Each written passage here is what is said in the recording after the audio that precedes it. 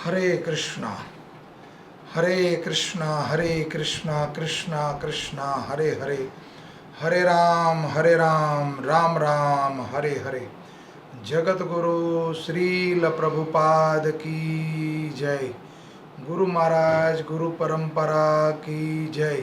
छठ गोस्वामी वृंद की जय। जगन्नाथ बलदेव सुभद्रा महारानी की जय। आध्यात्मिक यात्रा का आज 84 दिन हो चुके हैं। प्रातःकालीन भागवत कक्षा में आप सब लोगों का स्वागत है। 16 जून 2020 जगन्नाथपुरी धाम यात्रा का आज 8वां दिन है।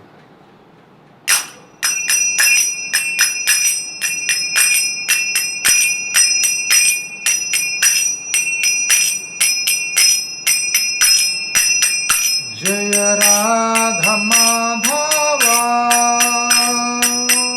कुंज बिहारी, जय राधा माधवा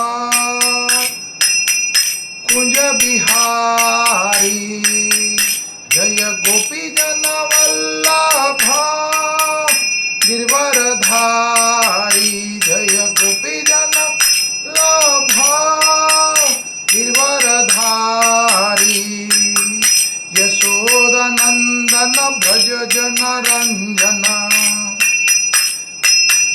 यशोदानंदन ब्रज जन रंजन, यमुना तीरा वनचारी, यमुना तीरा वनचारी, जय राधा माधव कुंज बिहारी, जय गोपी जन वल्लभा गिरवरधारी, जय गोपी जन वल्लभा गिरवरधारी, यशोदानंदन ब्रज जन रंजन, यशोदानंदन ब्रज जन रंजन, यमुना तीरा वनचारी, यमुना तीरा वनचारी, हरे कृष्णा कृष्णा कृष्णा हरे हरे, हरे राम राम राम हरे हरे, हरे कृष्णा कृष्णा कृष्णा हरे हरे, हरे राम राम राम हरे हरे, हरे कृष्णा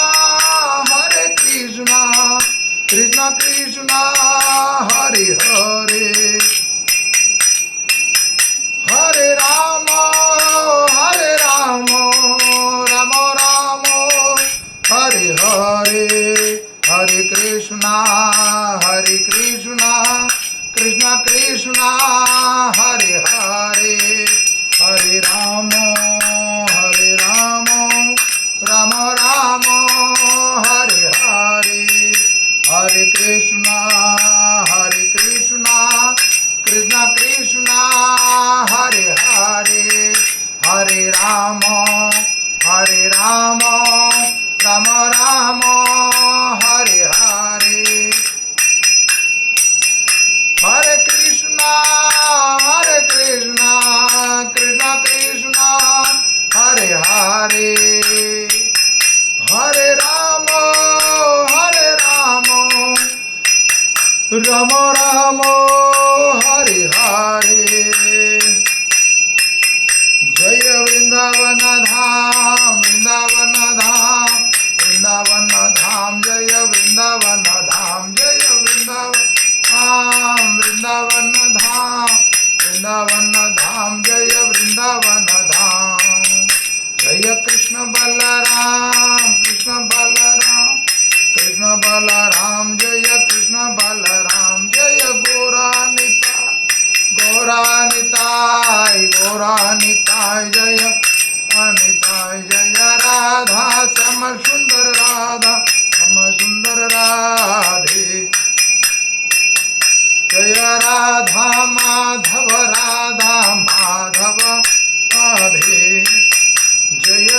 राधा गोपीनाथ राधा मदन मोहन राधे जय राधा गोविंदेव राधा गोविंदेव जय राधा गोविंदेव राधा गोविंदेव राधे जय राधा राधिका रमन राधा राधिका रमन राधे जय राधा पार्थ सारथी राधा पार्थ सारथी राधे जय राधे श्याम राधे श्याम जय राधे श्याम जय सीताराम लक्ष्मण हनुमान सीताराम लक्ष्मण हनुमान जय जगन्नाथ जय बालदेव जय सुभद्रा जय जय जय जगन्नाथ जय जगन्नाथ जय जगन्नाथ जय जगन्नाथ स्वामी जय जगन्नाथ जय जगन्नाथ जय जगन्नाथ जय बालादेव जय सुभद्रा जय जगन्नाथ जय जगन्नाथ जय जगन्नाथ स्वामी जय जगन्नाथ जय जगन्नाथ जय जगन्नाथ जगन्नाथ स्वामी नयन पथगामी जगन्नाथ स्वामी नयन पथगामी भवतु मे जय जगन्नाथ जय बलदेव जय सुभद्रा जय जगन्नाथ जय बलदेव जय सुभद्रा जगन्नाथ स्वामी नयन पथगामी जगन्नाथ स्वामी भवतु मे जय जगन्नाथ जगन्नाथ स्वामी नयन पथगामी हरे कृष्णा कृष्णा कृष्णा हरे हरे हरे राम राम राम हरे हरे जय जय श्रील प्रभुपाद प्रभु जय जय गुरुदेव निताई गौर प्रेमानंदन हरि हरि बोल जय ओम विष्णुपाद परमहंस परिवाजकाचार्य अभय चरण विंद भक्ति वेदांत स्वामी श्रील प्रभुपाद की जय गुरु महाराज गुरु परंपरा की जय जय ओम विष्णुपाद परमहंस परिवाजकाचार्य भक्ति सिद्धांत सरस्वती गोस्वामी ठाकुर श्रील प्रभुपाद की जय स्कॉन फौंडाचार्य जगत गुरु श्रील प्रभुपाद की जय नामाचार्य श्री हरिदास ठाकुर की जय प्रेम से कहो जय श्री कृष्ण चैतन्य प्रभु नित्यानंद श्री अद्वैत गदाधर श्रीवासादि गौर भक्तबिंद की जय श्री श्री राधा कृष्ण गोपीनाथ श्याम कुंड राधा कुंड गिरी गोवर्धन धाम गंगामयी यमुनामयी नवदीप मायापुर धाम पुरुषोत्तम क्षेत्र जगन्नाथपुरी धाम जगन्नाथ बलदेव सुभद्रा महारानी रुक्मणी द्वारिकाधीश की जय रामेश्वरपुरी धाम की जय बद्रीनाथपुरी धाम की जगन्नाथपुरी धाम अनंत कोटि वैष्णव विंद निताई गौर प्रेमानंदन हरि हरि बोल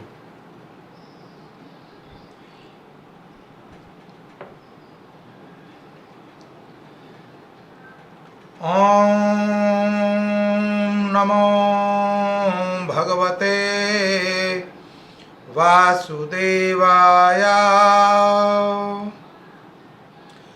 ओम नमो भगवते वासुदेवाय ओम नमो भगवते वासुदेवाय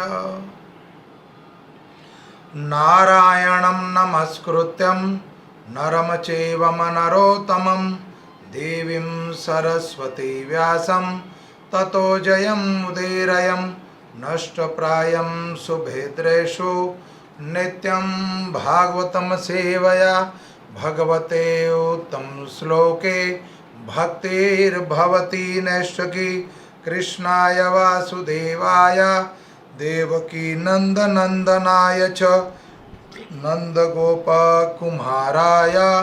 गोविंदाय नमो नमो। हरे कृष्णा। आज का प्रसंग भाग 3 श्री जगन्नाथपुरी धाम यात्रा का 2 भाग हम कर चुके हैं और तीसरे भाग में श्री मंदिर सेवा पूजा एवं महाप्रसाद का वर्णन है और आगे है इस अध्याय का नाम श्री मंदिर बड़ देवुल। ओम अज्ञानं तिमिरं ध्यानस्य ज्ञानजनशलाकया चक्षुरुपम येन तस्मै श्री गुरुवे नमः। वाञ्छाकल्पतरुभक्षा कृपा सिंधु एव च पतितानां पावनेभ्यो वैष्णवेभ्यो नमो नमो। नीलांचल निवासाय नित्याय परमात्मना बलभद्र सुभद्राय जगन्नाथाय ते नमो नमो। जगन्नाथपुरी धाम की जय। लीला पुरुषोत्तम जगन्नाथ बलदेव सुभद्रा महारानी की जय। जय जय श्री राधे श्याम। आज जगन्नाथपुरी धाम यात्रा का 8वां दिन है। तो मनुष्य को भगवान की लीला का वर्णन करना चाहिए, नित्य नियम करना चाहिए। तो इसीलिए तो भागवतम का महात्मा एवं भागवतम के बारे में जब बोलते कथा तो प्रारंभ में बोलते हैं नित्यम भागवतम सेवया। नित्य प्रतिदिन भागवत का सेवन करना चाहिए, सत्संग करना चाहिए, कथा सुननी चाहिए, कथा करनी चाहिए, जप करना चाहिए, ध्यान करना चाहिए। ये गृहस्थों के लिए नियम बता दिए गए हैं। तो गृहस्थ आश्रम में रहकर क्या क्या नियम का पालन करना चाहिए ये हम पहले ही बता चुके हैं कई बार कि नारद मुनि गृहस्थ आश्रम में नियम है वो युधिष्ठिर महाराज को बताते हैं। तो युधिष्ठिर महाराज के समक्ष भगवान की कथा करते हुए नारद मुनि कह रहे हैं कि व्यक्ति को, गृहस्थ व्यक्ति को परिवार में रहकर अपने परिवार को साथ लेकर प्रति नित्य दिन भगवान का भजन और कीर्तन और कथा सुननी चाहिए और करनी चाहिए। तब प्रश्न करते हैं युधिष्ठिर महाराज कि महाराज कितना सत्संग करें, कब कब सत्संग करें, और सारा दिन सत्संग और कीर्तन करते रहेंगे तो जीवन निर्वाह कैसे होगा, परिवार का पालन पोषण कैसे होगा, और क्या हमें कितना धन कमाने की आवश्यकता और कितना धन कमाना चाहिए। उस समय उत्तर देते हैं नारद मुनि कि ठीक बात है, मनुष्य को धन कमाना है जीवन निर्वाह करने के लिए, लेकिन उतना ही धन कमाए जितना उस धन में उसका परिवार भूखा ना रहे, कोई उसके घर के आगे कोई साधु भूखा ना जाए, गौ आदि भूखी ना जाए, तो परिवार की अच्छे से सेवा हो सके, साधु भक्तों की और भगवान के भक्तों के भगवान के मंदिर अच्छे से भोग लग पाए, भगवान के भक्तों की सेवा, गौ को ग्रास निकल पाए। पर्याप्त मात्रा में इतना ही बहुत है, इससे ज़्यादा धन संग्रह करने की आवश्यकता नहीं है। लेकिन प्रायः हम देखते हैं युधिष्ठिर महाराज के समक्ष नारद मुनि कहते हैं कि महाराज गुरु दत्तात्रेय के, भगवान जो गुरु दत्तात्रेय हुए उनके 24 गुरु उन्होंने करे हैं। तो 24 गुरु की जब वर्णन आता है, चर्चा आती है, उनमें से एक चर्चा आती है उन्होंने गुरु दत्तात्रेय ने एक गुरु बनाया था मधुमक्खी को। तो कई व्यक्ति, उस कथा में वर्णन आता, कई व्यक्ति ग्रह मेधी होते हैं। ग्रह मेधी किसको कहते हैं? जिसको मात्र धन संग्रह करने का एक हॉबी होती है उनकी, या उसको धन संग्रह करने की बस एक लगन लगी हुई है, या समझ लो कि उसको एक लालच है और कुछ नहीं, धन संग्रह करना। लेकिन जितना धन संग्रह कर रहा है वो क्या भोग पाएगा उसको? एक कवि ने बहुत सुंदर बताया है इसी कथा में कि धन उतना ही संग्रह करते हो आप, और उस धन पे आप उतने ही हकदार हो जितना धन आप खर्च करते हो। बाकी धन तो बैंक बैलेंस में पड़ा रहेगा, घरों में तिजोरी में पड़ा रहेगा, बिल्डिंगें पड़ी रहेगी, हीरा जवेरात इत्यादि, गाड़ी बंगला सब कुछ, ये पड़ा रहेगा सब कुछ। लेकिन वास्तव में उस धन के ऊपर हकदार उतने ही हो आप जितना आप यूज़ कर रहे हो, बाकी तो व्यर्थ है। तो उसी कथा में वर्णन आता है ग्रह मेधी किसको कहते हैं। युधिष्ठिर महाराज पूछते हैं नारद मुनि को कि ग्रह मेधी किसको कहा जाता है? ग्रह मेधी मधुमक्खी जो गुरु बनाया गुरु दत्तात्रेय ने, उसका प्रमाण देते हैं कि मधुमक्खी क्या करती है, रस को संग्रह करने के लिए शहद का छत्ता जो बनता है, मधु संग्रह करना, रस को इकट्ठा करके एक मधु का छत्ता बन जाता है। तो वो रस को इकट्ठा करने के लिए पर्याप्त मात्रा में उसको अति संग्रह करती है, उसको अलग अलग स्थानों पर जाकर कई भांति भांति के फूल का रस लाती है वो, और कितनी ही दूर दूर जाकर देश छोड़कर विदेश से भी लाती है, और फिर वो रस को संग्रह करती है और रस का एक छत्ता बन जाता है। लेकिन उसको भोगती नहीं वो ये कहती है कि हम पति पत्नी मिलकर रस को इकट्ठा करें, संग्रह करें, पहले इत्मीनान से जब समय आएगा, जब ढेर सारा इकट्ठा हो जाएगा, फिर इसको हम भोगेंगे। लेकिन वो उसकी जो बुद्धि है वो मिथ्या है। वो करती क्या है, संग्रह करती रहती है।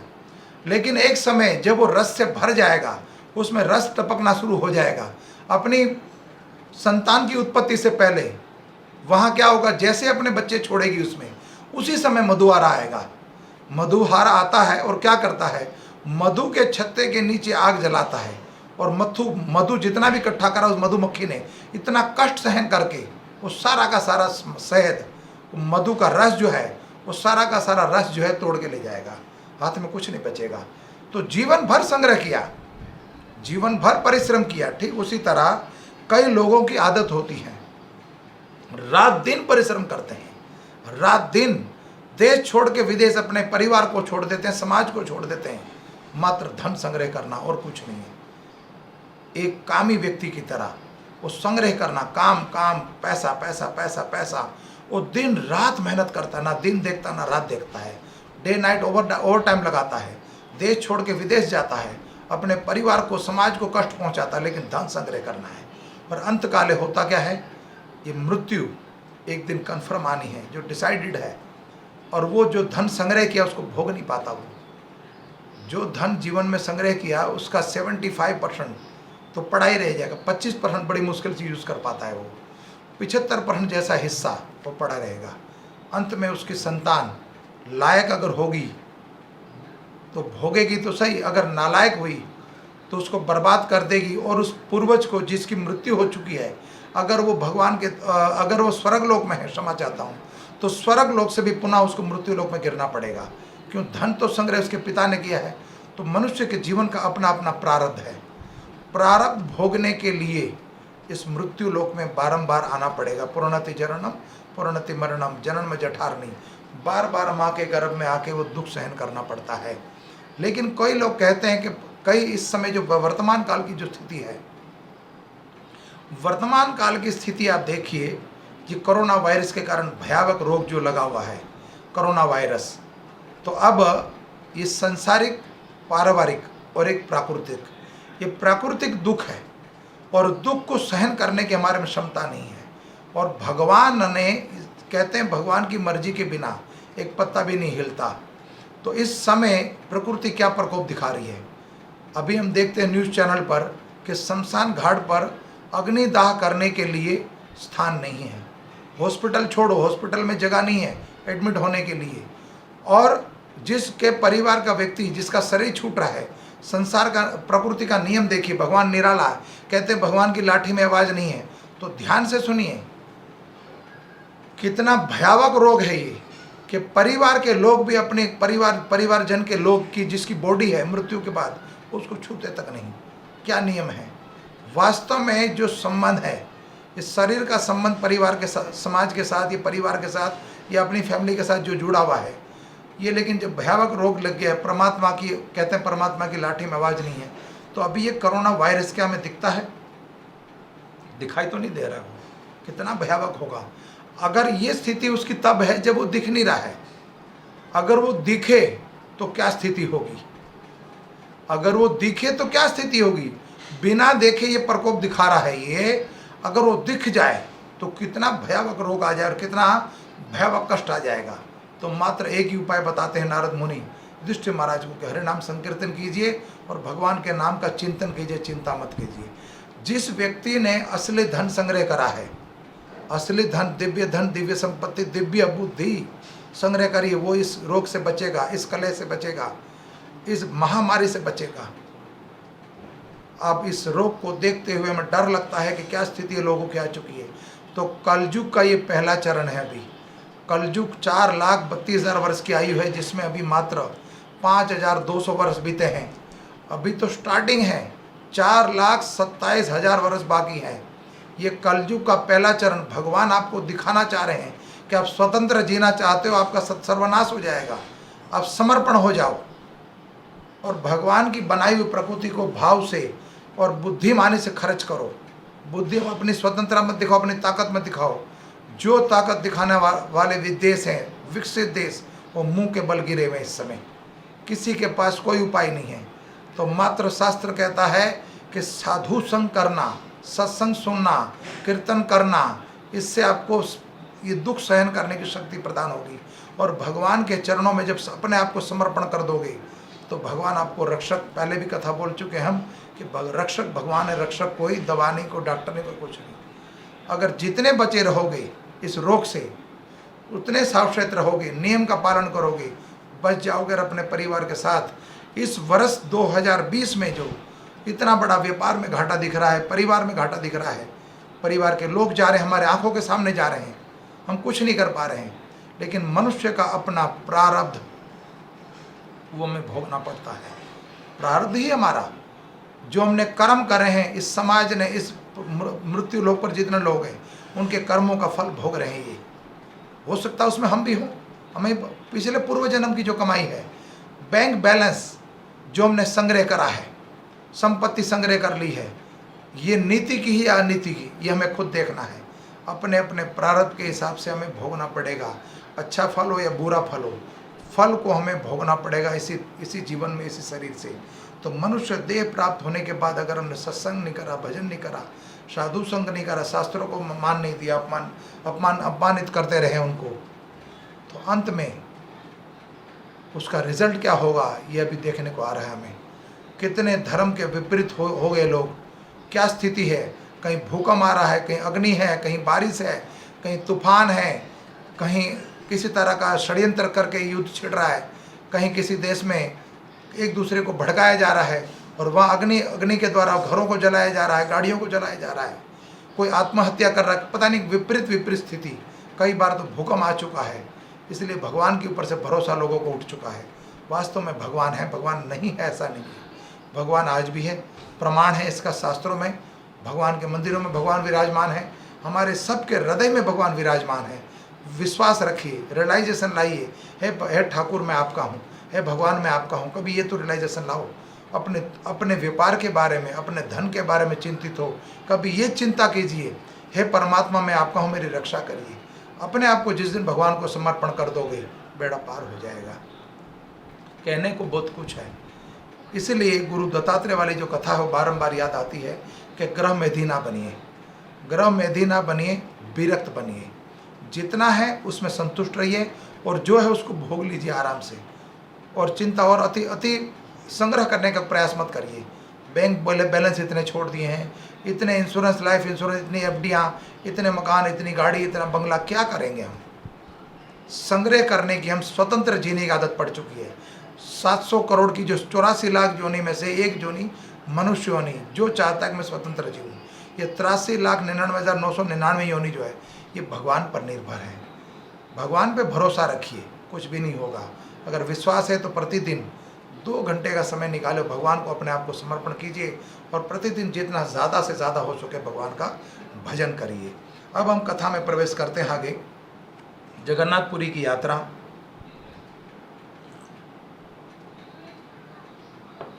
अब तक हमने सुना जगन्नाथ जी प्रकट कैसे हुए और जगन्नाथ की लीला, रथ यात्रा क्यों प्रकट होती है, भगवान का स्वरूप ऐसा क्यों। इसके प्रमाण हमने द्वारका लीला और वृंदावन लीला में देखा। और उससे पूर्व हमने जैमिनी ऋषि कथा सुना रहे, इंद्रधूम और कई इंद्रधूम कथा सुन रहे हैं नारद मुनि के द्वारा, कई राजाओं के द्वारा कथा सुनाई, राजा कथा सुन रहे हैं, कई ऋषि मुनि सुन रहे हैं, भगवान की पटरानी सुन रही है, रोहिणी माता कथा कर रही हैं। इसी कथा को आगे बढ़ाते हुए अब आती है श्री मंदिर बड़देउल। तो जगन्नाथपुरी की इस यात्रा में आपको अब समझ आएगा कि जगन्नाथपुरी में जो वर्तमान काल में जगन्नाथ जी का मंदिर है, वहाँ क्या क्या लीलाएं प्रतिदिन होती हैं और किस तरह से भगवान को भोग लगता है, भगवान का मंदिर कौन से स्थान पर है, किसको गर्भगृह बोला जाता है, भगवान की पताका कैसी है, भगवान के शरीर पे किस तरह का लेप चढ़ता है, भगवान को कितनी बार भोग लगता है। वहाँ हर एक भवन को एक नाम दिया गया है। तो ये दिव्य धाम है, तो पूरा इतिहास है इसमें, तो सुनना पड़ेगा और सुनने के लिए हमें पढ़ना पड़ेगा। तो शास्त्र चक्षु के माध्यम से आपको हम समझाने का प्रयास करते हैं। कहीं त्रुटि रह जाए तो बार बार हम कहते हैं क्षमा कर देना। हरे कृष्णा।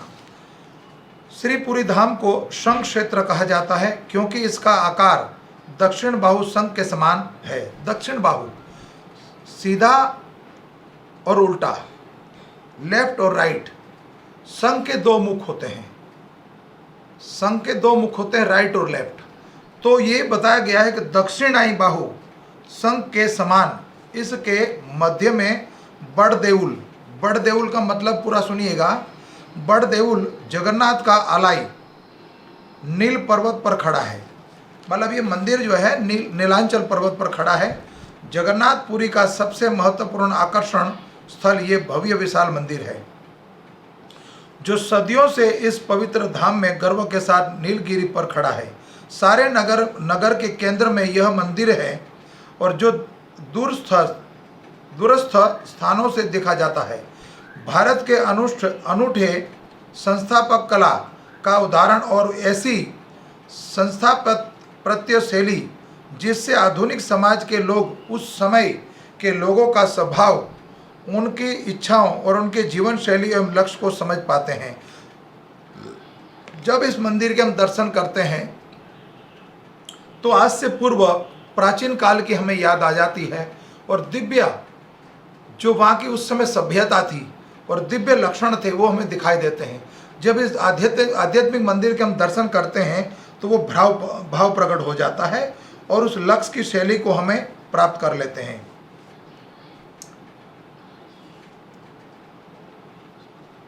इस मंदिर के अनूठे निर्माण में से पूर्ण केवल आध्यात्मिकता ही झलकती है। इसे देखकर व्यक्ति भगवान की महानता और अपनी तुच्छता को स्वीकार करता है। श्री क्षेत्र में इस मंदिर को बड़ देउल कहा जाता है। श्री क्षेत्र माने उस स्थान को श्री क्षेत्र बोला गया। श्री माने लक्ष्मी जी, क्षेत्र माने लक्ष्मी जी का वास वहाँ पर है, लक्ष्मी जी का धाम। उस धाम में इस मंदिर को बड़ देउल कहा जाता है। पुराणों में वर्णन आता है कि राजा इंद्रधूम ने एक भव्य मंदिर भगवान जगन्नाथ के लिए बनवाया था, परंतु कालक्रम में वह नष्ट हो गया तथा आगे चलकर वही कई मंदिर बने। जहाँ तक एक इस वर्तमान जगन्नाथ मंदिर का प्रश्न है, उसका भवन इतना प्राचीन है कि एवं विशाल मंदिर है। वास्तुकला इतनी विस्तृत है कि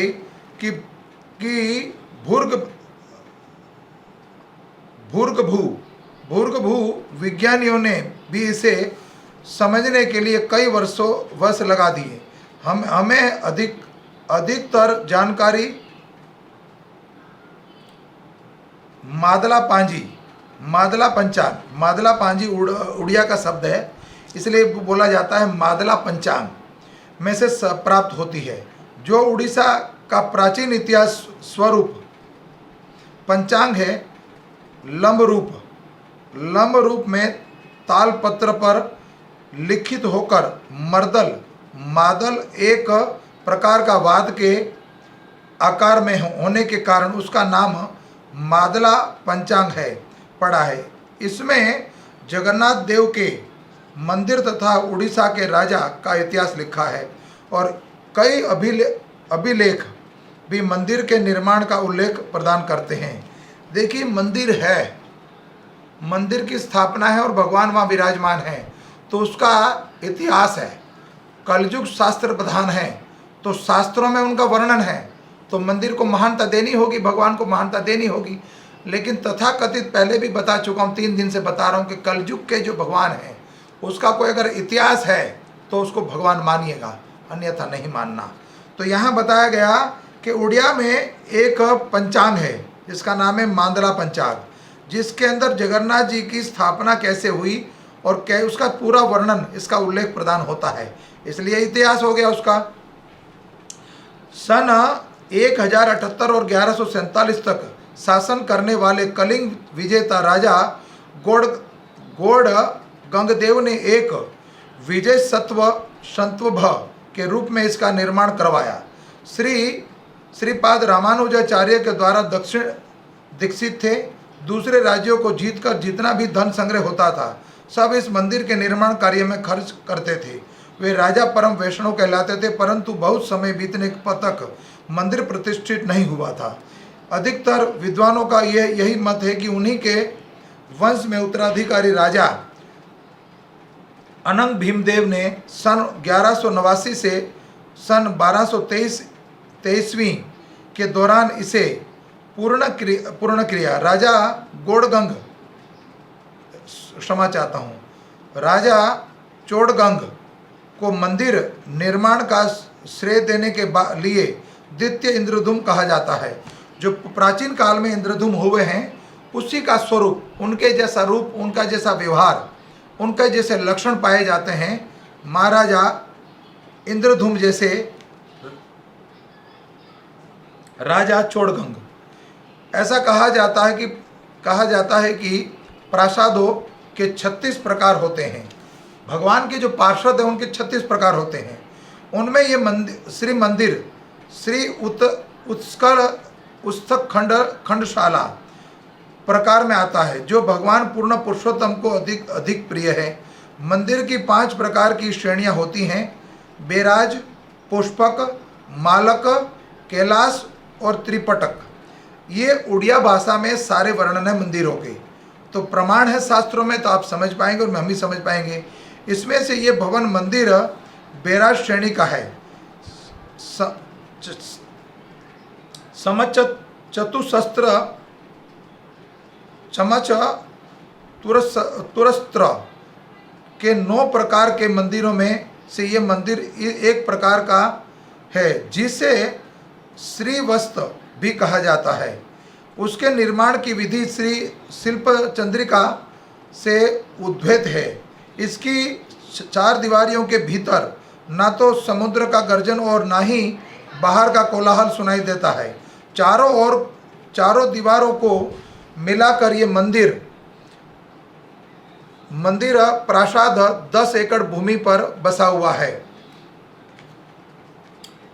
भगवान जगन्नाथ का ये विशाल मंदिर प्रमुख 4 भागों में विभक्त किया गया है।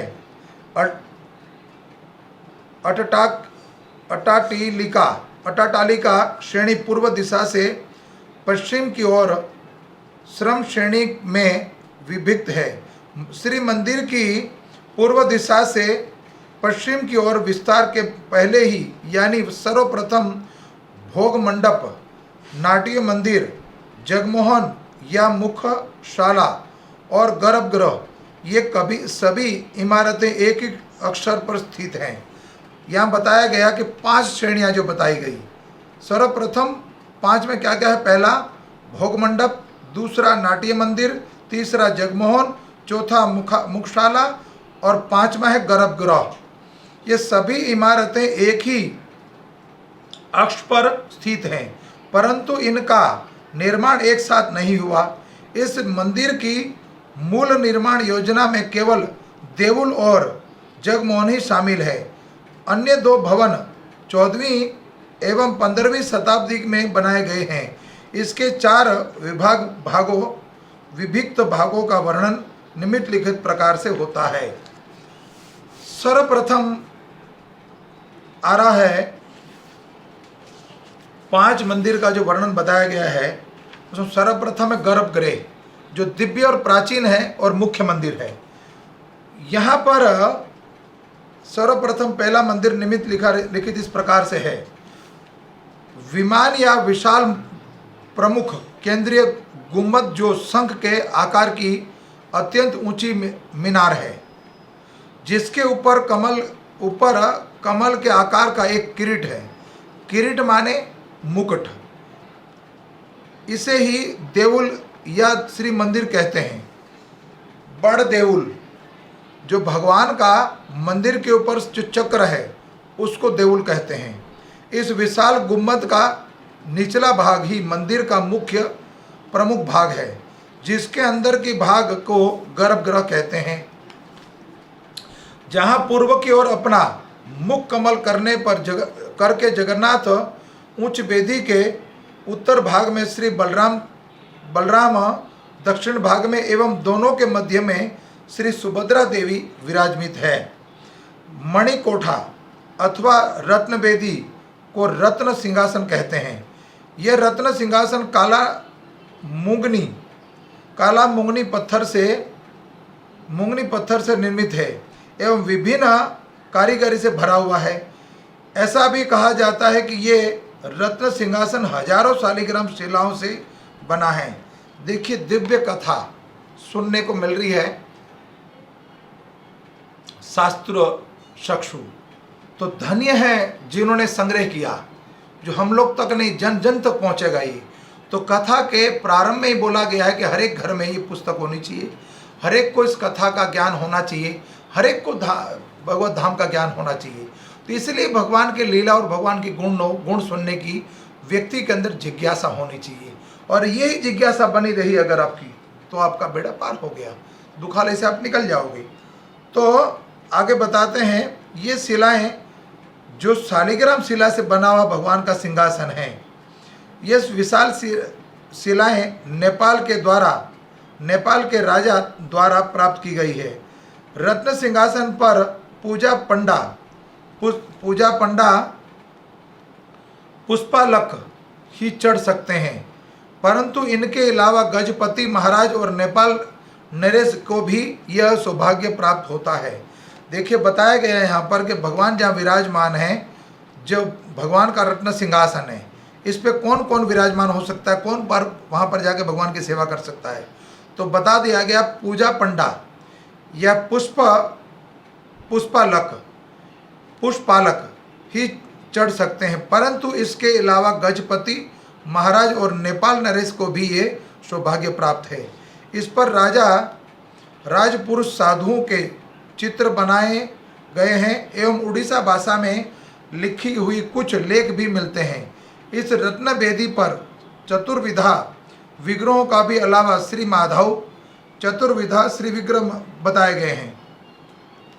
श्री माधव, श्री लक्ष्मी देवी जी, श्री माता सरस्वती देवी विद्यमान है और श्री माधव के विग्रह भगवान जगन्नाथ के समान ही हैं। श्री लक्ष्मी देवी एवं श्री सरस्वती देवी के विग्रह जगन्नाथ जी के पार्श्व में हैं। इन दोनों को कोई धातु और कोई दारू से नहीं बन सकते। इन दोनों को कोई धातु और कोई दारू से बने कहते हैं। रत्न सिंहासन के सम्मुख भाग को भीतरी पोखरिया कहा जाता है। इसी स्थान में भगवान का अवकाश, पूजा, धूप आरती और शयन आदि की सभी नीतियाँ होती हैं, विधि संपन्न होता है। यहाँ ही चावल चूर्ण में मंडप चित्री तक कर उसमें भोग रखा जाता है। इस रत्न सिंहासन की परिक्रमा करने के लिए अति संकीर्णीय मार्ग है, जिसका उपयोग साहण मेला के समय भक्तगण करते हैं। गर्भगृह में आए हुए भक्तगण उस वेदी को अपना मस्तक स्पर्श करते हैं।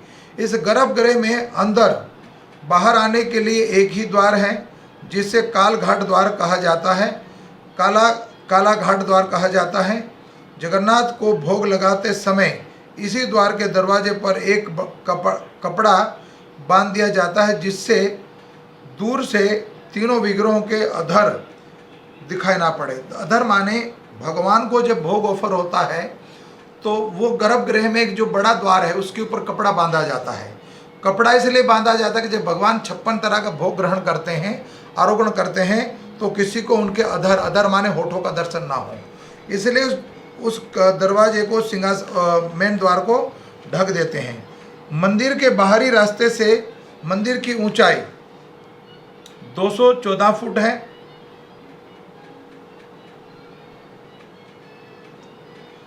मंदिर की ऊंचाई 214 फुट 8 इंच है। बाहर से विमान या प्रमुख ऊंचे मंदिर पर काफ़ी सुंदर एवं कलापूर्ण मूर्तियां हैं। इसके ऊपर प्रमुख रूप से उतने में विमान, पश्चिम में से नरसिंह तथा दक्षिण में वराह की कल्याण पूर्ण मूर्तियां हैं। इसी विमान के ऊपर शीर्ष पर नील चक्र और पतित पावन बाणा पताका विद्यमान है। बाणा माने ध्वजा, जो मंदिर के ऊपर शिखर के ऊपर लहराई जाती है। अब दूसरा वर्णन है जगमोहन। पहला तो हुआ 5 बताया ना मंदिर, तो पहला बताया गर्भगृह। अब दूसरा है जगमोहन या मुखशाला। अब जगमोहन किसको कहते हैं सुनिए। यहाँ से साधारण यात्रीगण भगवान जगन्नाथ जी की मुख का, चंद्रिका का दर्शन करते हैं। इसके 3 द्वार हैं। दक्षिण का द्वार बाहर की ओर खुलता है और पूर्व का द्वार नाट्य मंदिर की ओर खुलता है। इसे जय और विजय के द्वारा भी विजय द्वार भी कहते हैं। जय और विजय द्वार भी बोलते हैं। उत्तर द्वार रत्न भंडार ग्रह के लिए बना है। इस स्थान को बाहर पोखरिया भी कहा जाता है। कलाघाट द्वार से लेकर भीतरी लकड़ी के किवाड़ तक के भाग को अणसर पिंडी तथा वल्लभ पिंडी कहा जाता है। अनस्वर के समय भगवान इसी स्थान पर रहते हैं और इसी स्थान पर वल्लभ का भोग लगाया जाता है। भीतर लकड़ी की किवाड़ है। किवाड़ से अणसर पिंडी को जाने के लिए दक्षिण की ओर एक और मार्ग है। इस मार्ग को धुकुड़ी द्वार कहा जाता है। इसमें कई सारे भंडार घर हैं, जिसे बर्तन घर, पलंग आदि इत्यादि जगमोहन के द्वार को ही जय विजय द्वार भी कहा जाता है। यहाँ पर प्रतिदिन द्वारपाल पूजा संपन्न होती है। आश्चर्य की बात यह है कि यहाँ जय विजय की मूर्तियाँ नहीं हैं, परंतु दोनों ओर दीवार पर जय विजय के चित्र हैं। कीर्तन एवं नृत्य करने का स्थान, ये तीसरा स्थान आ गया। ये कीर्तन एवं नृत्य करने का स्थान, उसका स्थापना स्वयं भगवान जगन्नाथ जी ने अपने एक भक्त के द्वारा की। एक बार पुरी में मणिदास नाम का एक मणि रहता था। वह अपने दिन परिहार के साथ प्रसन्नतापूर्वक व्यक्तित्व कर रहा था।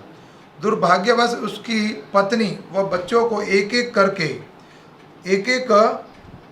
के बाद एक की मृत्यु हो गई और उसने अपने समस्त पारिवारिक सदस्यों को खो दिया था। अचानक वह अकेला हो गया और समझ आ गया कि परिवार के सदस्यों का कोई लाभ नहीं है। उसने निर्णय ले लिया कि अच्छा होगा कि यदि मैं हरिनाम का आश्रय ले लूं, और ऐसा विचार करते हुए उसने वैष्णव वस्त्र धारण कर भौतिक जीवन को त्याग कर भगवान के पवित्र नाम का उच्चारण करते हुए विष्णु धर्म स्वीकार कर लिया। हरिनाम संकीर्तन की जय। जो मणिदास था वो मात्र भगवान का एक माली था, जो प्रतिदिन भगवान को फूल माला अर्पण करता था। तो उनके परिवार में जो भी लोग थे, उनको कोई रोग लगा और एक एक करते एक के बाद एक पूरा परिवार खत्म हो गया।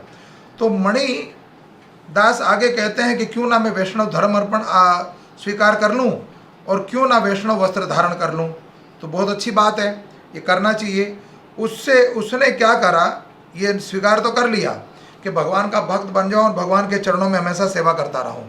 तो मणिदास ने क्या करा, उसने नारियल, उड़िया में संधई, उड़िया भाषा में नारियल को संधई कहते हैं, संधई के सख्त आसन के 2 टुकड़ों से करताल की जोड़ी बना ली। बजाने के लिए, भगवान को प्रश्न करने के लिए भगवान की प्रसन्नता के लिए हमें क्या करना चाहिए, भगवान के समय नाचना, गाना और कीर्तन करना। तो ये मणिदास ने भी यही करा। और नारियल जो सूख जाता उसके अंदर से जो उसका खोल होता है उसकी उसने बना लिए, भगवान को प्रसन्नता करने के लिए उसकी करताल बना ली। संदेह से बनाई गई करताल को बजाकर उसने जगन्नाथ मंदिर के सही सिंह द्वार के समक्ष कीर्तन एवं नृत्य करना प्रारंभ कर दिया। अभी तो ये मुख्य द्वार है जहाँ पर प्रतिदिन वो भगवान के फूल लेके जाया करता था, उसी द्वार में हर व्यक्ति को प्रवेश नहीं है, इसलिए उन्होंने वहाँ से दूर द्वार से, सिंह द्वार से ही भगवान का कीर्तन करना प्रारंभ कर दिया। आध्यात्मिक भक्ति भाव सहित उसने प्रणाम किया और मंदिर में प्रविष्ट हो गया। तत्पश्चात जगमोहन तक गया और जगमोहन के नाम से विख्यात मंदिर का यह क्षेत्रीय स्थल एक कीर्तन हॉल है जहाँ पर भक्तगण भगवान के समक्ष कीर्तन व नृत्य करते हैं। और मणिदास ने जोर जोर से अपनी करताल बजाते हुए कीर्तन व नृत्य करता रहा। प्रारंभ कर दिया। भगवान जगन्नाथ के कमल मुख के ओर देखते हुए ही पवित्र भगवान का नाम का उच्चारण करते हुए उसने गरुड़, हरे कृष्णा, भक्तगण भगवान के समक्ष कीर्तन करते हुए नृत्य करते हैं। मणिदास ने जोर जोर से अपने करताल बजाते हुए एवं नृत्य करना प्रारंभ कर दिया। भगवान जगन्नाथ के कमल मुख की ओर देखते हुए और पवित्र भगवान के नाम का उच्चारण करते हुए उसने गरुड़ स्तंभ के निकट आगे पीछे वितरण करना प्रारंभ कर दिया। अति अधिक भाव में एक पागल व्यक्ति के समान नृत्य करते हुए वो विभिन्न तरीकों से भगवान की महिमा का गुणगान कर रहा था।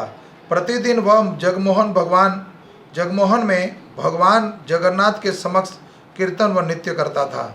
मैंने थोड़ी देर पहले बताया था आपको कि हर एक भवन को एक नाम दिया गया है, हर एक भवन को। तो पहला हमने सुना गर्भगृह, दूसरा जगमोहन गृह और तीसरा है कीर्तन भवन। नित्य जहाँ कीर्तन होता था, भगवान के नाम का उच्चारण होता था।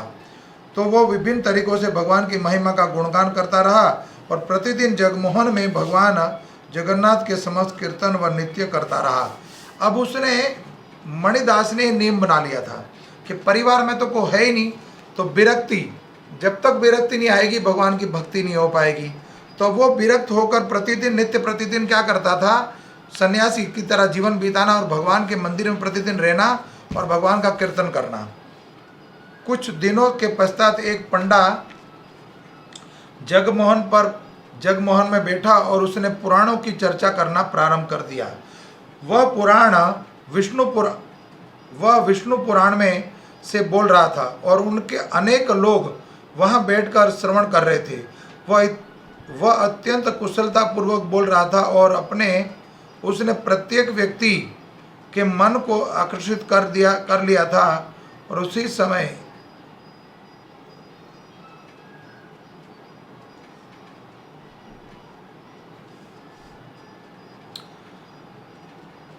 हरे कृष्णा कृष्णा कृष्णा हरे हरे, हरे राम राम राम हरे हरे। तो पंडा विष्णु पुराण में से बोल रहा था और कई लोगों के मन उसने चित्त को आकर्षित कर लिया था। उसने प्रत्येक व्यक्ति के मन को आकर्षित कर लिया था। उसी समय करताल बजाते हुए तथा जोर जोर से कीर्तन करते हुए मणिदास नट मंडप में पहुंच गया। अब ये तीसरा मंदिर है, स्थान है। पहुंचता वह भगवान के समक्ष भावमग्न होकर अपने दोनों हाथ पैरों को हवा में ऊंचे उठाते हुए नृत्य कर रहा था। उसे किसी का भी भय नहीं था। उसने भाववश पुराण पंडा के समक्ष लुढ़कना प्रारंभ कर दिया और पुराण पंडा पंडा क्रोधित हो गया और मणिदास पर चिल्ला उठा। जब व्यक्ति विरक्त होता है तो वो भगवान के भजन और कीर्तन पर नाचता है, कभी हंसता है, कभी रोता है, अलग अलग तरह के लक्षण दिखाई पड़ते हैं। तो पुराण पंडित क्रोधित हो गया और मणिदास पर चिल्ला उठा, हे मूर्ख व्यक्ति, यहाँ पर विष्णु पुराण का अध्ययन कर रहे हैं, क्यों तुम्हें यह दिखाई नहीं दे रहा है? तुम पुराणों के और अपने पुराणों की ओर अपने पांव उठा रहे हो, उसके लिए तुम्हें दंडित किया जा सकता है। यहाँ बैठकर विष्णु पुराण के शब्द श्रवण क्यों नहीं करते? उत्तम सज्जनों को तो जरा देखो, तुम पायल पहनकर यहाँ नृत्य करते हुए तथा जोर जोर से चिल्ला रहे हो, इतना अभिमान दिखा रहे हो। तुम नीचे बैठकर चुपचाप पुराण का श्रवण करो, श्रवण क्यों नहीं करते? इस प्रकार से जब पुराण पंडा ने मणिदास को डांट फटकार लगाई, किंतु मणिदास जगन्नाथ के दिव्य दर्शन से इतना अधिक आकर्षक था कि उसने कोई प्रतिक्रिया नहीं की।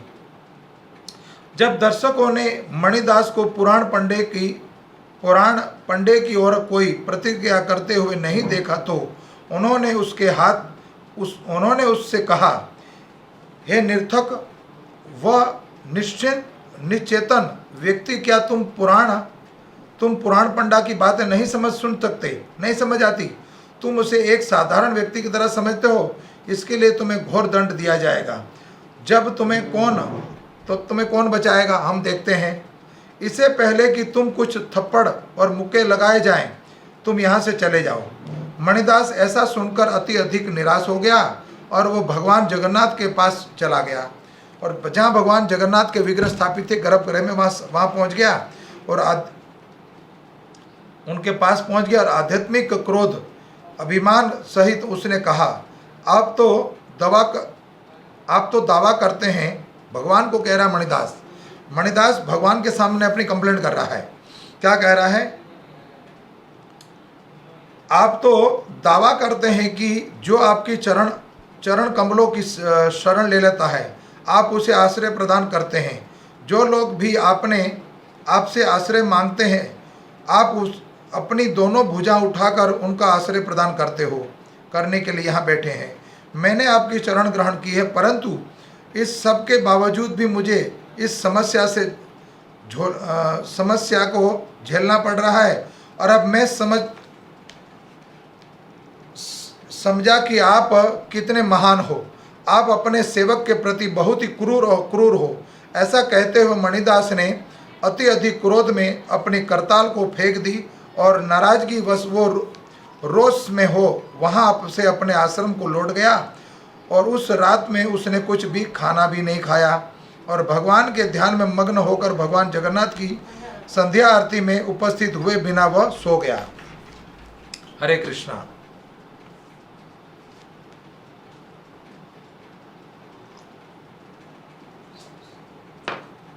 वहां के जो बैठे हुए पंडित, उन्होंने जब उनका अपमान किया मणिदास का, तो उससे पीड़ा सहन नहीं हुई और वो पीड़ा को लिए भगवान जगन्नाथ जी के पास गया और जगन्नाथ जी के सामने गया कि आप दावा करते हो कि आपके भक्तों की रक्षा करते हो और उनका एक ही आश्रय आप हो, लेकिन आप तो ऐसा कुछ दिखा नहीं रहे हो। तो नाराज होकर मणिदास ने अपनी करतार को वहीं फेंका और अपने आश्रम में चला गया और मंदिर की जो संध्या आरती थी उसमें भी उसने भाग नहीं लिया। मंदिर में आरती तथा अन्य कार्यक्रम समाप्त हो जाने के बाद पश्चात पुजारियों ने मंदिर के द्वार भी बंद कर दिए, अपने अपने घर को चले गए। किंतु भगवान जगन्नाथ जी नहीं सोए। जगन्नाथ जी बड़े चिंतित थे। किसके बारे में? अपने भक्त के बारे में, मणिदास के बारे में। तो आगे वर्णन कहते हैं, उनके भक्त मणिदास का अपमान किया गया था और उसने कुछ खाया और पिया भी नहीं था, प्रसाद ग्रहण नहीं किया था। इसीलिए भगवान राजा के महल में गए। जो वर्तमान काल के उस समय के जो राजा थे, और राजा के घर पहुंच गए महाराज के घर पहुंच गए साक्षात भगवान जगन्नाथ जी। तो निकट और जहाँ राजा विश्राम कर रहा था वहाँ पर जाके जगन्नाथ जी खड़े हो गए और जहाँ पर राजा सो रहे थे, भगवान ने राजा को बताया कि मेरा भक्त मणिदास प्रतिदिन जगमोहन भवन है, वो मेरी प्रसन्नता के लिए प्रतिदिन वहाँ नित्य और कीर्तन करता है। मुझे उसका कीर्तन सुनने तथा उसका नित्य देखने में बहुत आनंद मिलता है। ये भगवान जगन्नाथ जी कह रहे हैं किसको? राजा को। उनकी कथा सुना रहे हैं सारी। जैसे किसी बहुत आनंद मिलता है, जैसे किसी व्यक्ति का 1 वर्ष की आयु का छोटा पुत्र, भगवान कह रहे हैं जैसे किसी वर्तमान मनुष्य की लीला बता रहे हैं। जैसे किसी व्यक्ति का 1 वर्ष का आयु का पुत्र हो, जो छोटा बच्चा हो, जब वो अपने पुत्र घुटने के बल पर चलता हुआ अपने माता पिता को स्पर्श करता है और फर्श पर अपने पैरों को रगड़ता हुआ पिता के पास पहुंचता है और उसकी गोद में पहुंचता है, वैसा ही आनंद मुझे आता है जब मणिदास नृत्य करता और कीर्तन करता है। और अपनी टूटी फूटी शब्दों में, चाहे उसको संस्कृत के श्लोक ना आते हो, चाहे उसको अच्छे से गीत गाना ना आता हो, भजन गाना ना आता हो, लेकिन टूटे फूटे शब्दों में जब वो बोलता है तो वो उस पिता को जो आनंद आता है, वही आनंद मुझे मणिदास के द्वारा कीर्तन और नृत्य करने में प्राप्त होता है। तुम्हारे पुराण पंडे ने उसे डांटा है। जो राजा ने नियुक्त किया था एक पंडे को, जो प्रतिदिन वहां पर पुराण को पढ़ता था, तो भगवान शिकायत कर रहे हैं कि तुम्हारा जो पुराण पंडा है उसने उसको पीटा है, मणिदास को, मेरे भक्त को, मेरे मंदिर से भगा दिया है। वह क्रोध में यहाँ से चला गया है और तथा बिना कुछ खाए पिए बिना वो सो गया है और रात हो गई है, मेरे समक्ष कीर्तन करने भी नहीं आया, आज की आरती में भी नहीं आया। भगवान साक्षात बोल रहे हैं राजा को, जब तक मेरा भक्त मेरे सामने नहीं आता तब तक मैं कुछ भी ग्रहण नहीं करूँगा। भगवान को भोग लगाया गया, लेकिन भगवान कह रहे मैं भोग ग्रहण नहीं करूँगा जब तक मेरा भक्त दुखी है। तो भगवान ने आज्ञा दी, तुम तत्काल जाओ और मणिदास से मिलो और उसे इस नट मंडप, देखो भगवान क्या देते हैं, भगवान कह रहे हैं उसे यह नट मंडप जगमोहन दे दो, जिससे वह नित्य तथा नित्य कीर्तन और नित्य संकीर्तन और नित्य वहाँ पर नित्य कर सके।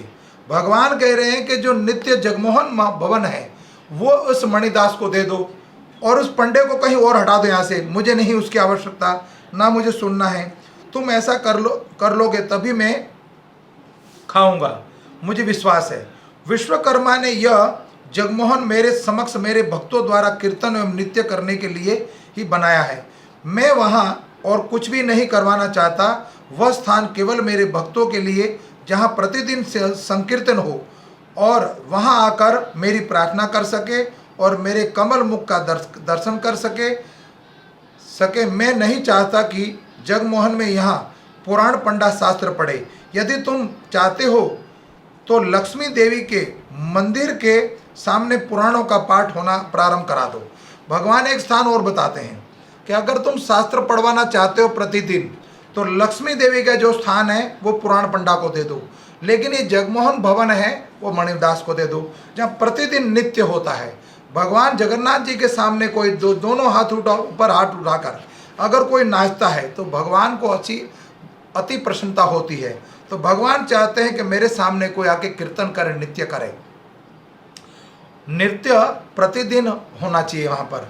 हरे कृष्णा कृष्णा कृष्णा हरे हरे, हरे राम राम राम हरे हरे।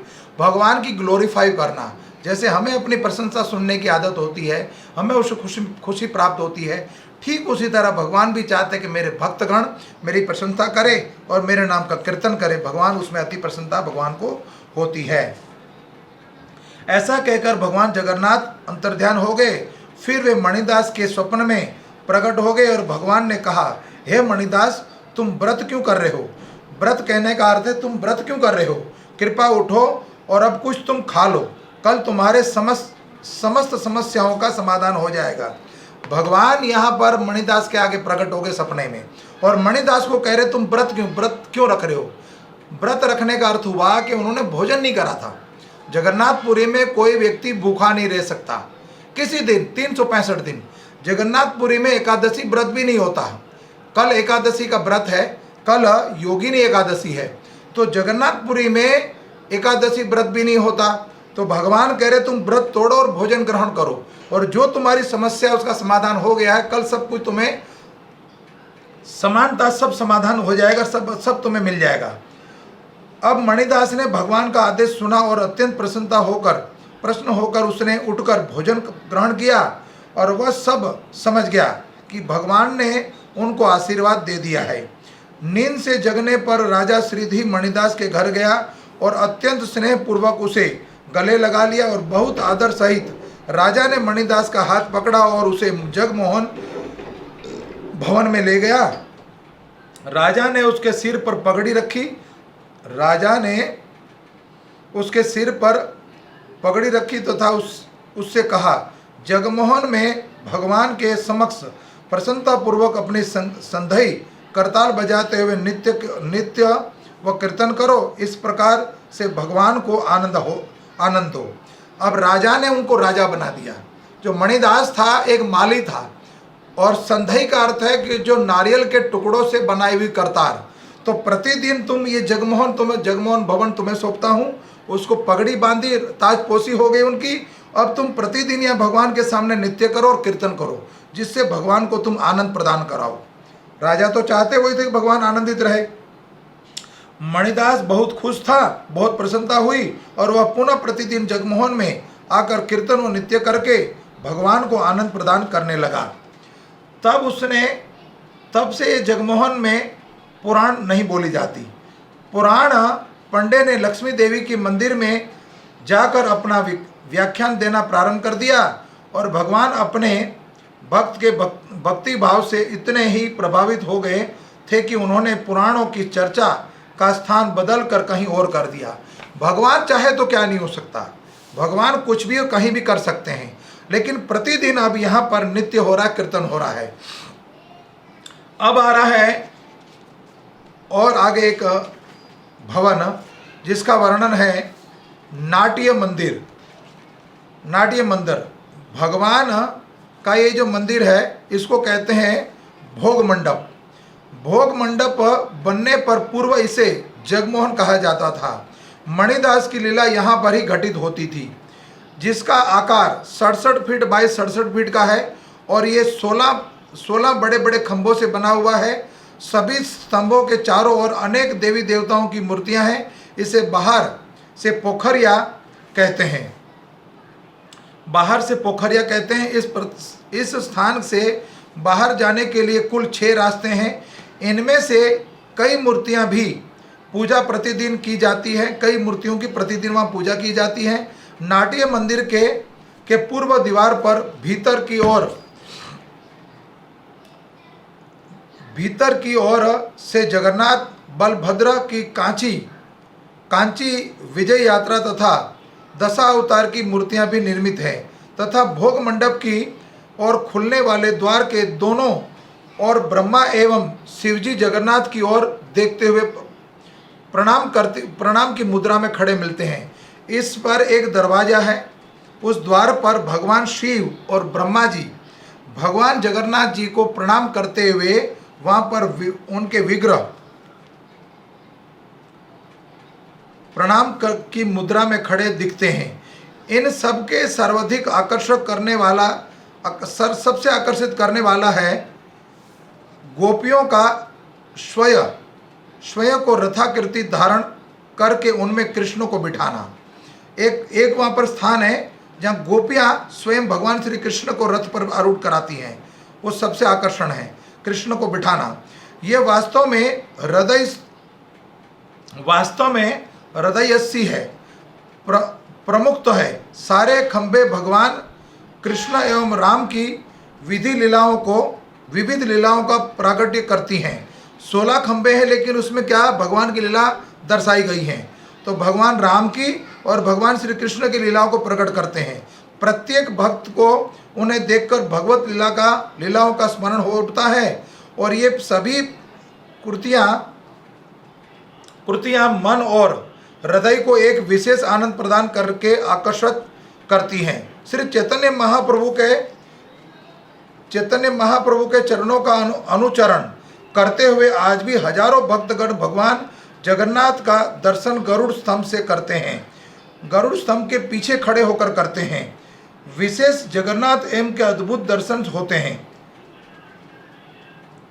वहां से विशेषतः जगन्नाथ के अद्भुत दर्शन होते हैं, और उड़िया में कहा जाता है कि गरुड़ पछरे उभा होय दे शिबु शोभा, अर्थात गरुड़ के पीछे खड़े होकर उनकी शोभा का दर्शन करूंगा।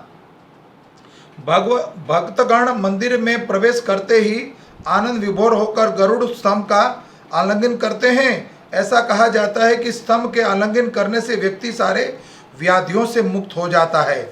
जगन्नाथ बलदेव सुभद्रा महारानी की जय। अनंत कोटि वैष्णव विंद की जय। जो ये गरुड़ स्तंभ है उसके पीछे से भगवान चैतन्य महाप्रभु, साक्षात भक्त अवतार महाप्रभु चैतन्य महाप्रभु गरुड़ स्तंभ के पीछे से भगवान की छवि के दर्शन करते थे। जगन्नाथ बलदेव सुभद्रा महारानी के वहां से सुंदर दर्शन होते हैं, तो इसीलिए इसको बोला गया है गरुड़ स्तंभ। तो नाट्य मंदिर के पश्चिम भाग में गरुड़ स्तंभ है। गरुड़ भगवान के वाहन एवं अति प्रिय सेवक हैं। उनके चरणाश्रम में खड़े होकर वहां से भगवान जगन्नाथ का दर्शन करने का विधान है। इस स्तंभ की ऊंचाई रत्न सिंहासन की ऊंचाई के समान है। इसके पीछे खड़े होकर भगवान भगवत विरह में श्री चैतन्य महाप्रभु सदैव जगन्नाथ का दर्शन करके क्रदन किया करते थे। प्रभु कहे मंदिर भीतर नायब, गरुड़ डेरे पासे राही दर्शन करीब। महाप्रभु ने कहा कि मैं अब कभी भी मंदिर के भीतर प्रवेश नहीं करूंगा, मैं सदैव गरुड़ स्तंभ के पास से भगवान का दर्शन किया करूंगा। गरुड़ेरे संगनिधाने रही करे दर्शने, से आनंद की कही भी बले। गरुड़ स्तंभे तले आचे एक निम्न खाले, से खाल भरील अश्रुल जले। एक बहुत बड़ा सिद्धांत प्रस्तुत हुआ। श्री चैतन्य महाप्रभु गरुड़ स्तंभ के पास खड़े रहकर भगवान जगन्नाथ का दर्शन करते थे, और भला उस प्रेम के बल के विषय में क्या कहा जा सकता है। उस गरुड़ स्तंभ के नीचे भूमि पर एक गहरा गड्ढा था जो उनके अश्रु जल से भर जाता था। उनके भाव विकार से कहा वहां पत्थर भी पिघल गया था। आज भी वो स्थान है। श्री चैतन्य महाप्रभु की उंगलियों के चिन्ह दीवार पर स्थित पत्थर में दिख जाते हैं। अब वर्णन है भोग मंडप। तो यहाँ प्रमाण दिया गया कि भगवान इतने विरह में लिप्त हो जाते, भगवान विरक्त थे कि भगवान जगन्नाथ जी को देखने के लिए जो महाप्रभु है वो साक्षात राधा रानी का स्वरूप है, और जगन्नाथ जी भगवान कृष्ण का स्वरूप।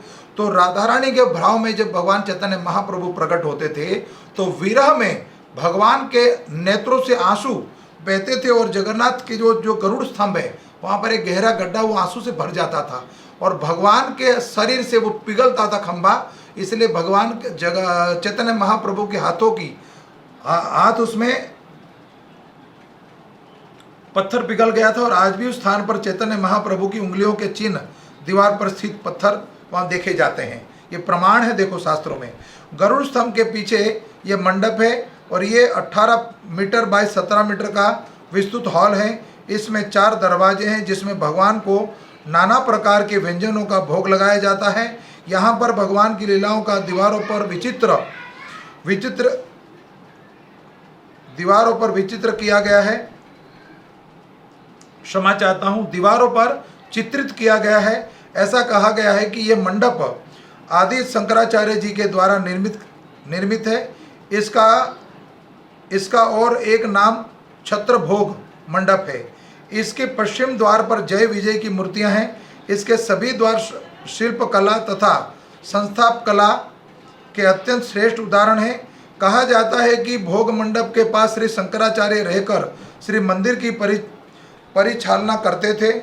उस समय भोग मंदिर नहीं बनाया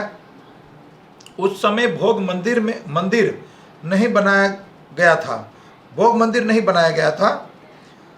बाद में अधिक भक्त श्री क्षेत्र में आने लगे के कारण और अधिक मात्रा में महाप्रसाद की आवश्यकता पड़ने लगी के कारण भोग मंडप भी नित्य शुरू की गई।